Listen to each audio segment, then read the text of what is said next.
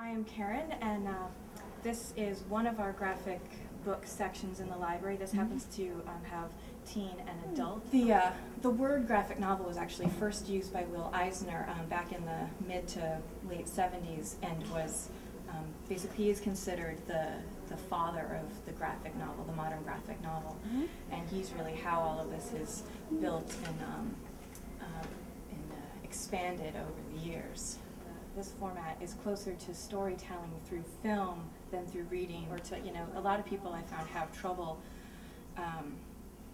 getting involved in a graphic book, but it's because it takes a completely different brain awareness, I feel, to read a graphic book as opposed to a regular prose type of book. The interesting movement and pictures that you find in the graphic books intrigues a kid that's having some trouble and struggling with the reading.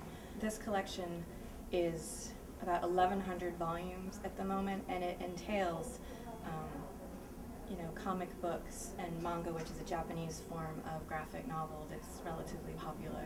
And in the last couple of years, we've more than doubled our collection of graphic books. Contract with God is actually the first graphic novel that Will Eisner referred to as the graphic novel.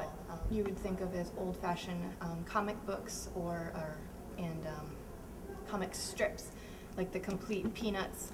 And one of the favorite in the library, which is hard to keep in actually, is the Calvin and Hobbes collection. The Watchmen, some television shows, which is also from a book, which is Jim Butcher's Dresden Files. Other authors are starting to adapt some of their original prose novels into graphic novel form, like Stephen King's The Dark Tower. Runaways, which is one of my favorites, is about a group of kids that find out that their parents are supervillains, and they have to figure out how to do it. A good way to kind of jump into the graphic novel format is through some of our anthologies, like the Best American Comics, and then of course there's the nonfiction section of graphic novels, where you've got the cartoon Introduction to Economics, or a lovely memoir called The American Widow that's by a woman who lost her husband in 9/11, and of course you've got the Pulitzer Prize winning Mouse.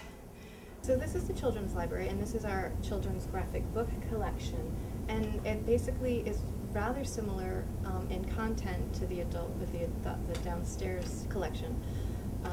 The children's collection has fiction and nonfiction, biography, and some historical fiction, and some history graphic books also.